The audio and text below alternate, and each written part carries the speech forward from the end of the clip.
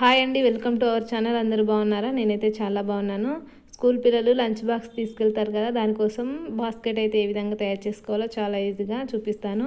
ఒక చిన్న కటింగ్తోనే ఈజీగా తయారు చేసుకోవచ్చు. ఈ విధంగా షాపింగ్ బ్యాగ్ ఉంటుంది కదా, దాన్ని ఇలా 3 వైపులా కట్ చేసుకొని ఈ విధంగా ఓపెన్ చేసుకోవాలి. ఇలా ఓపెన్ చేసుకున్న తర్వాత షాపింగ్ బ్యాగ్ కొంచెం పెద్దగా ఉంటే పర్లేదు, లేదంటే ఇలా జాయింట్ చేసుకోవాలి. నేను కొంచెం చిన్నగా ఉందని జాయింట్ చేసుకున్నాను ఈ విధంగా. తర్వాత మనకు కావాల్సిన మెజర్మెంట్ తీసుకోవాలి. నేనైతే పొడవు 26 ఇంచెస్ తీసుకుంటున్నాను.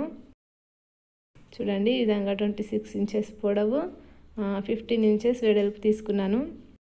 మీకు చిన్నగా కావాలా పెద్దగా కావాలా అని మీకు కావాల్సిన సైజులో మెజర్మెంట్ తీసుకోవచ్చు. నేనైతే ఇంత తీసుకున్నాను.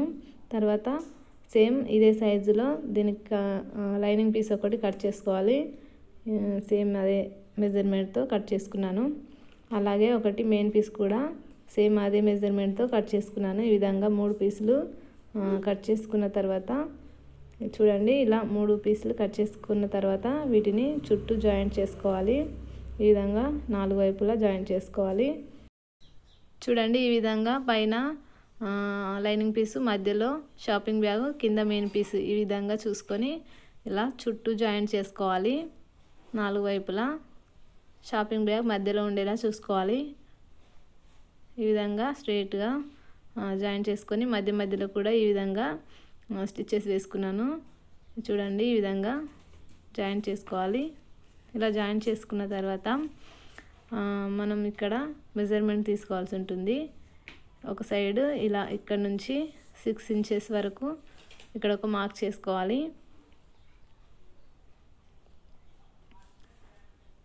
సేమ్ దీనికి ఆపోజిట్లో అటువైపు కూడా 6 ఇంచెస్ వద్ద మార్క్ చేసుకోవాలి.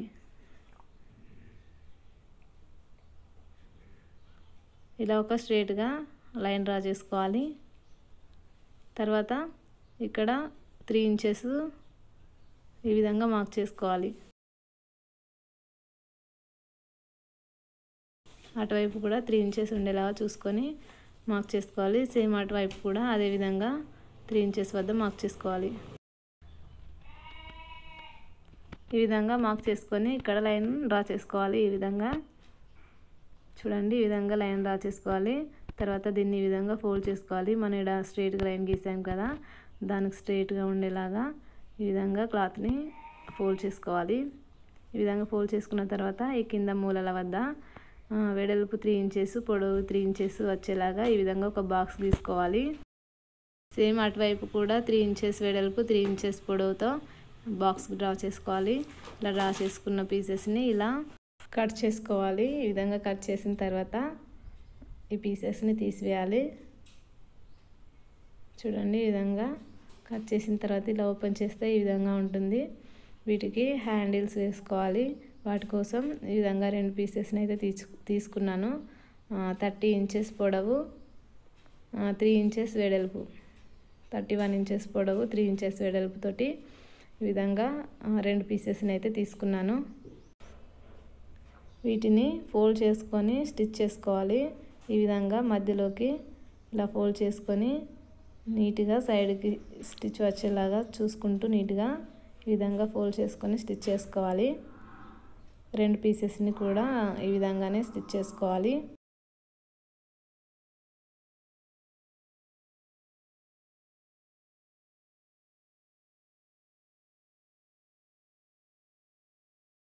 ఈ విధంగా 2 పీసెస్ని ఇలా ఫోల్డ్ చేసుకొని స్టిచ్ చేసుకున్నాను.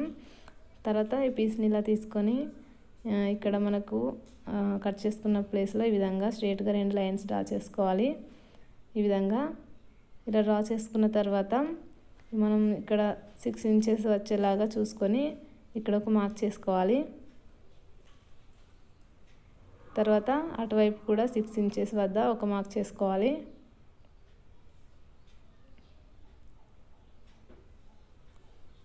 అదేవిధంగా ఇటువైపున కూడా 6 ఇంచెస్ వద్ద మార్క్ చేసుకోవాలి 2 సార్లు. చూడండి, ఈ విధంగా మార్క్ చేసుకున్న తర్వాత వీటిని ఇలా పెట్టుకొని ఇలా స్టిచ్ చేసుకోవాలి. ఇక్కడ నుంచి ఇక్కడ వరకు, ఇక్కడ నుంచి ఇక్కడ వరకు స్టిచ్ చేసుకోవాలి.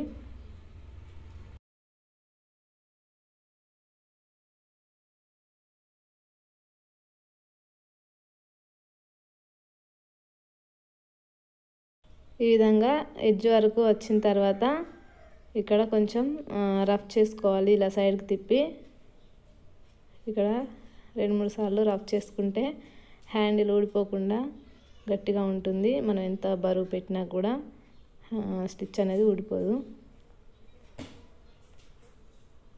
అదేవిధంగా ఇటువైపున కూడా రబ్ చేసుకుంటే స్టిచ్చింగ్ అనేది ఊడిపోకుండా స్ట్రాంగ్గా ఉంటుంది.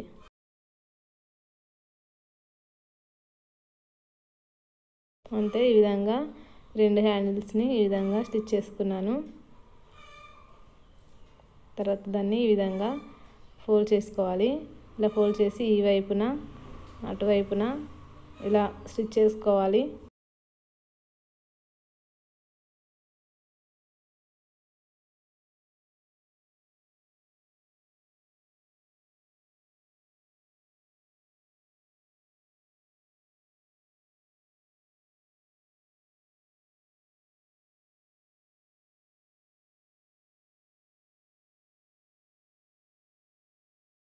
ఈ విధంగా 2 వైపులా స్టిచ్ చేసుకున్న తర్వాత ఇలా ఒక పీస్ తీసుకొని ఈ విధంగా స్టిచ్ చేసుకొని దానిపైన మళ్ళీ ఇలా ఫోల్డ్ చేసుకొని స్టిచ్ చేసుకోవాలి పైపింగ్ లాగా.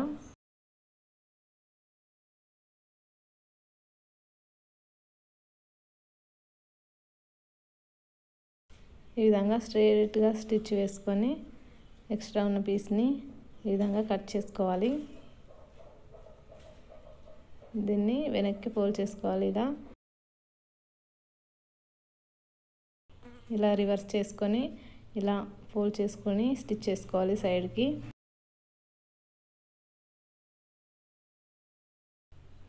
ఇదే విధంగా 2 వైపులా కూడా స్టిచ్ చేసుకోవాలి. ఇటువైపు కూడా ఈ విధంగా 2 వైపులా స్టిచ్ చేసుకున్న తర్వాత ఇలా కట్ చేసిన ప్లేస్లో ఈ విధంగా మధ్యలో కనుక్కొని అక్కడ కూడా స్టిచ్ చేసుకోవాలి. చూసారు కదా, ఇలా 2 వైపులా అటు ఇటు స్టిచ్ చేసుకున్నాను. తర్వాత దీనికి కూడా ఇదే విధంగా పైపింగ్ చేసుకోవాలి.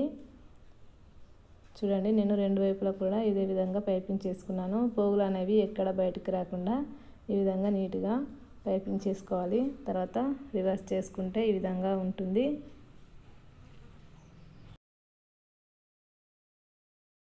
ఈ విధంగా రివర్స్ చేసుకున్న తర్వాత ఇలా జిప్ వేసుకోవాలి.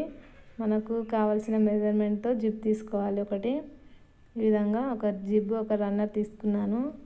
తర్వాత దీన్ని ఈ జిప్ని ఈ విధంగా ఓపెన్ చేసుకోవాలి. 2 పీసెస్ సపరేట్గా వచ్చేలాగా ఈ విధంగా ఓపెన్ చేసుకోవాలి. ఈ విధంగా ఓపెన్ చేసుకున్న తర్వాత ఒకటి పైన ఈ విధంగా స్టిచ్ వేసుకోవాలి చుట్టూ. ఇలా స్టిచ్ చేసుకున్న తర్వాత దీన్ని ఈ విధంగా కొంచెం ఇలా లోపలికి అనుకొని పైనుంచి ఇంకో స్టిచ్ వేసుకోవాలి. చూడండి, నేను పైనుంచి కూడా ఇంకో స్టిచ్ వేసుకున్నాను. ఈ విధంగా ఉంటుంది. ఇంకో జిప్ని కూడా తీసుకొని ఇలా కింది వైపున వేసుకోవాలి. చూడండి, నేను ఈ విధంగా వేసాను. తర్వాత ఇలా చివరన ఉంటుంది కదా, దీన్ని లోపలికి మడుచుకోవాలి. ఈ విధంగా చూడండి, ఈ విధంగా లోపలికి మడుచుకోవాలి. లోపల నుంచి రివర్స్ చేసుకొని ఇలా లోపలికి అనుకున్న తర్వాత ఇక్కడ కూడా ఒక స్టిచ్ వేసుకోవాలి. ఊడిపోకుండా ఉంటుంది. చూడండి, చాలా బాగుంది కదా, చాలా ఈజీగా చిన్న కట్తోనే ఎంత ఈజీగా తయారు చేసుకున్నాం కదా. ఇలా పిల్లలకి కూడా మనం తయారు చేసిస్తే మన చేతులతో చాలా సంతోషపడతారు. చూడండి, ఇందులో మంచి బాక్స్ పడుతుంది, పెద్ద టిఫిన్ బాక్స్ పడుతుంది, బాటిల్ పడుతుంది. ఈ విధంగా మన పిల్లలకి మన చేతులతో రెడీ చేసి ఇవ్వచ్చు. అలాగే నేను ఇంతకుముందు ఇంకొకటి రెడీ చేశాను. ఇది 2 ఇయర్స్ అవుతుంది తయారు చేసి. దాన్ని 2 ఇయర్స్ నుంచి మా బాబు వాడుతున్నాడు.